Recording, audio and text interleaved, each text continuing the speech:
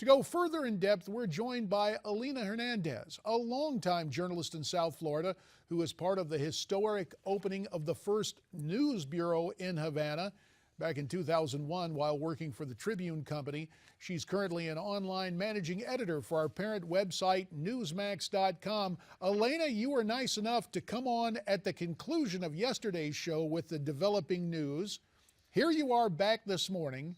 You've had a night to sleep on it, almost a day for it to sink in. Is your reaction pretty much the same, or what else have you thought about in the wake of this news? Well, I think that I was thinking of all the years growing up as a kid that our parents would say, maybe this year we'll have Christmas in Havana. So I think that could maybe come true by next Christmas, and that could be a really good thing. But I think, like many Cubans, I'm cautiously optimistic. I'm concerned, that we may not get significant human rights changes on the island. I think we all are excited that we'll be able to travel there, perhaps with less red tape. But what about things like giving the Cuban people free access to the internet, open media? It would be great if the children of the island were not indoctrinated into communist values.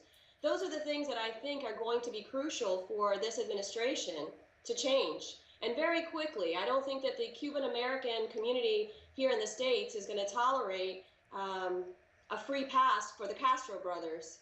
And speaking of that, concern about that, yesterday in Miami, the reaction, a lot of people said this was a betrayal of the free Cubans and ultimately a betrayal of the Cuban people still imprisoned there, as they put it. What would you say to those folks? I would say to them that it's time for change, that this is going to benefit the majority of the Cuban people. I hope, and I think it's going to benefit Cuban Americans here, because we've been separated from our culture, our families, for over 50 years. So I think overall it's going to be a good thing. But I would encourage them to keep the pressure on the administration. It's not okay to indoctrinate the children of the island. It's not okay to keep political prisoners for the simple reasons that they voiced opposition to the current sitting government. Another Cuban American, Senator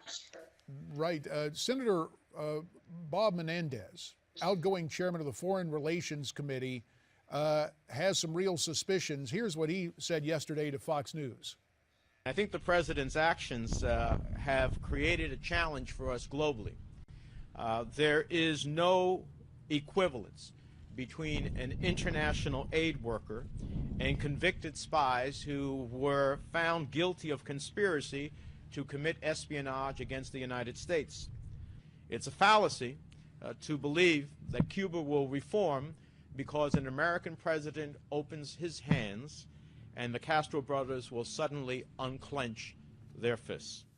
Alina, you hear Bob Menendez right there. He's saying that actually this is rewarding tyranny.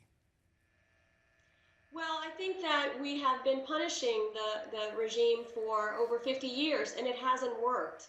I believe that it's time now for some diplomacy. I think that our position with the embargo has been, quite frankly, the time has come for change. I don't think that it's really helped the Cuban people at all. It certainly didn't help the people, the Cuban Americans living in Miami. I think that it's time for a change.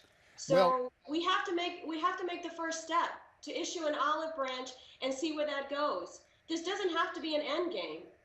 Understood. But speaking of an end game, you say it's time for change. I have to say it's time for a break because of television and the time constraints. Alina, stay right there. We're going to continue the conversation on the other side of the break. Talk about, I guess, in essence, your long-lost cousins, who you and family members perhaps have not seen in a half-century, and what is next internationally. More with our friend Alina as America's Forum continues here on Newsmax TV.